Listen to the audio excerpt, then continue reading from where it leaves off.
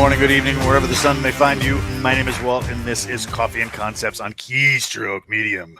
And I am so ultra happy to have Mr. Mike Lafftery with us today. Good morning, Walt. I am super stoked because Mike and I have actually been hanging out together since 2005. Oh my God, we're old men. That's almost 20 years, Walt. Dude, is that crazy? Yeah. You know, I was commenting on a message board, and you were like, "You should come on the Banff podcast." I'm like, "Well, I do not know what this is, but I must find out." Have I been doing the Banff podcast since 2005? 2005, 2006, yeah, somewhere around there. That's why I'm internet famous. That's why I'm a celebrity. God, that's a long time to be doing something. All right. Yeah. So for those who don't have your CV, where did you start in like publishing and stuff like that?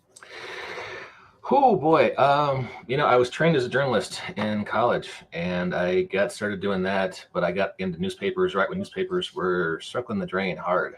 I won an award for investigative journalism and got laid off like a week later. So I said, "Fuck it." Got out of writing for a long time, and then I kind of got back into it. I guess right about when we met, doing primarily RPG stuff because I wanted to get published, and wow, RPGs are a low barrier to entry kind of place. So RPG Objects, Vigilance Press is where I got started, and oh my God, that's so long ago. None of those companies still exist. Been working for myself, Fainting Goat Press, which you see right over here, where we have done a ton of stuff over the last few years, and slowly, painfully trying to segue into fiction, and that's where I'm at now. And you're doing that in the form of mostly short fiction.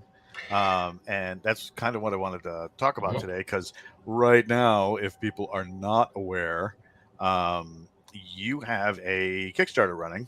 We do. The Blaster Bolt Science Fiction Zine. Can you talk about really quick how this came about? Yeah, some people said, Mike, you shouldn't launch Kickstarter right after Gen Con gets over because no one has money. And some people said, Mike, you shouldn't launch Kickstarter right when they announce a new edition of D&D because everyone's been talking about that. And I said, fuck you. I'll do what I want. So I'm a marketing genius is the moral of that story. All right. Well, basically, I like short fiction. I like short science fiction. I know everyone else wants to write a series of novels, but I like a perfectly crafted short piece of writing, like a hit single. It gets in, hooks you in, takes you on the ride, gets out while everyone's still having a good time. And that's what my idea was for Blaster Bolts. One time I was talking about this to somebody online. His name might have been Walt. He said, hey, the White Star RPG could use some new content. They had a lot of fans and they need some work. And I was like, hey, we should peanut butter chocolate, put them together. And Blaster Bolts was born. We published 13 issues this year. Great response, especially from White Star fans. And the Kickstarter is just to fund the layout on we're doing ebooks. So collected edition? Collected edition. PDFs for all the RPG content, an ebook Kindle for all the anthology, and we will have print-on-demand discount coupons so you can get the paper, the Dead Tree version of both. Well, one of the things I like about this is the pledge levels, right? Mm-hmm. So you have $1, for if you have a financial hardship, which is just freaking outstanding. Like, hey, I love my community. Let me see what I can do for those that really this would help. So that is super, super dope. And then you have the $5 pledge, which is like you get everything. Mm-hmm. $6 gets you the at cost print on demand coupon. So I mean, this is a very easily fundable, but at the same time easily attainable Kickstarter that anybody who's not really familiar with the platform or not really familiar with the genre in total, if they wanted to have like bite-sized chunks, they could do it through this. Yeah, that was kind of the idea. Was to, it's a low buy-in, low barrier to entry, and it's a lot of fun without much risk. Yeah, right on. That's dope.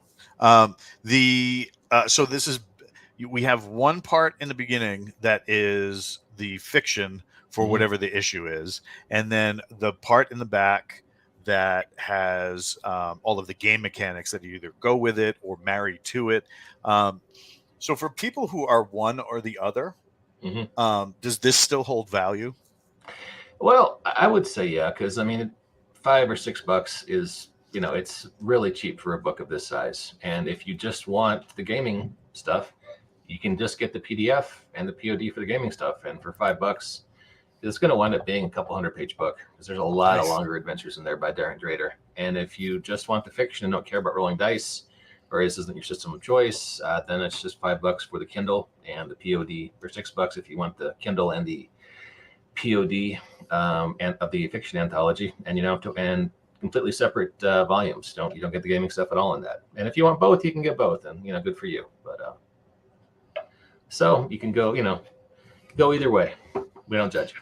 Now, how much caffeine did you consume in order to put this together?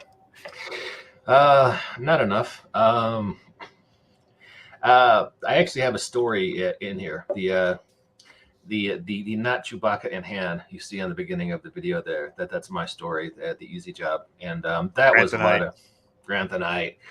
That was a lot of late night caffeine and just writing to get the words down, and then more caffeine as I put all the chunks together and edited it out.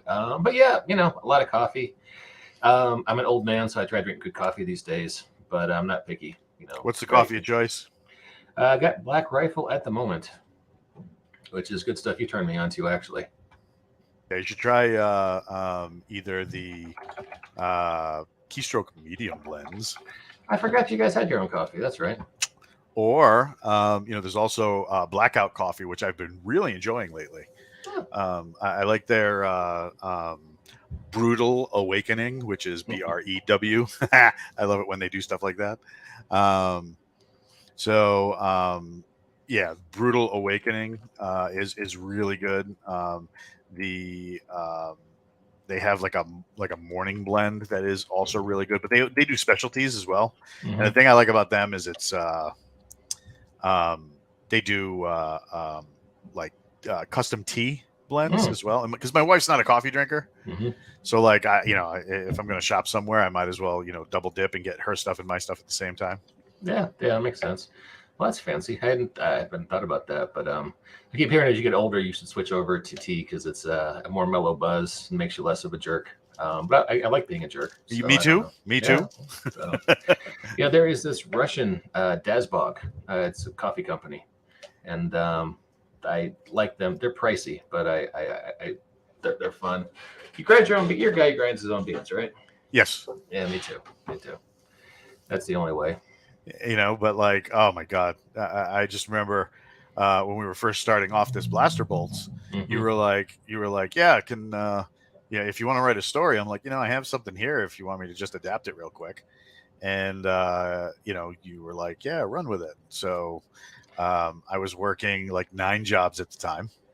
And I was down in the coffee, something hard, mm-hmm. something really, really hard. But like, one of the benefits of like people who are into the particular game this is tied to, White Star, mm-hmm. which is kind of like old D&D serial numbers filed off and Star Wars serials numbers filed off, mm-hmm. Is that you got a lot of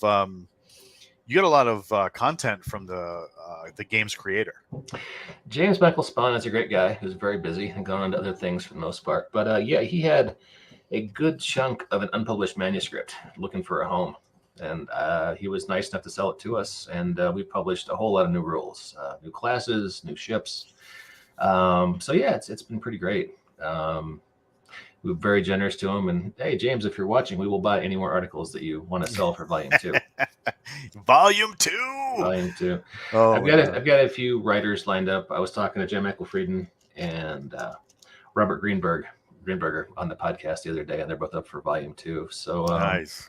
So who are some of the authors that you have in this?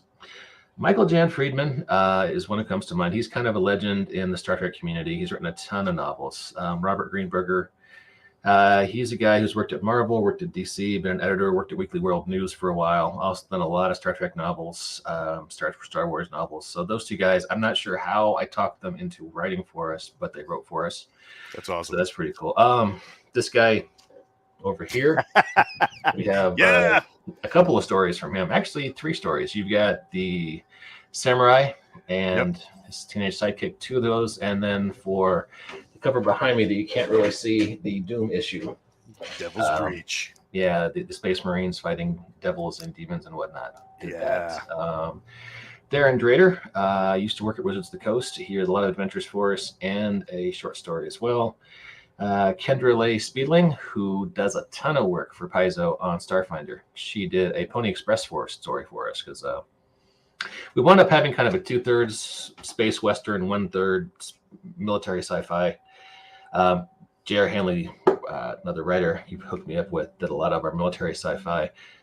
She did basically a Pony Express and outer space story that was pretty great. Terry Mixon, he did one called Warfish that was great. That's her story right there, 105 Miles to Beaumont. A guy named Dave Bednarski did that cover for us, which I love. And Thea Seals did that one right there, The Ballad of La Ginetta, which is very Western and space kind of story. Hard to describe, kind of poetic. I really liked it, different flavor, but a lot of fun. And Hunter's Moon, well, we know what Hunter's Moon, Easy Job, that's me. And let's see, if we scroll down, yep, that's Jacob's cover for Memories. That's by J.R. Hanley and Jaime. I love the broom and the boot. Yeah, well, it's a fun story where there's an armory where all their weapons are stowed, and they find something creepy crawly in their barracks section of the ship, and they got to fight it with whatever's at hand. So, boots, brooms, harsh language. I love harsh language. Leftover MREs, just whatever's at hand. That right there is Outlaw. That is the story by Michael Jan Friedman. And that's super cool Western cover by Jacob Blackman. And this was a straight up bandit story, but set, with sci-fi trappings. Really fun piece. And, there's a lot of great covers in this. And I love the old school packaging. Yeah, that was one thing we went through was, this is going to sound pretentious as hell, but there's a literary journal called McSweeney's. And they try really hard to be like, they got fun graphics design. The covers always look cool. And they'll have comics in the back. And it kind of reminded me of magazines you used to read when you were a kid, like Wow or Dynamite, or I was reading Starlog about the same time. And you were excited when you saw it on the stand and you wanted to have it, just the design, the way it looked. So you can see behind me, we're kind of aping the old Kenner design. And once you're inside, we got fake ads in the back that are kind of fun. And that's part of the whole well, that's kind of what you're known for in the industry is like your fainting goat snack cakes and your, the mail away ninja courses. I guess if you got to be known for something, it might as well be something fun.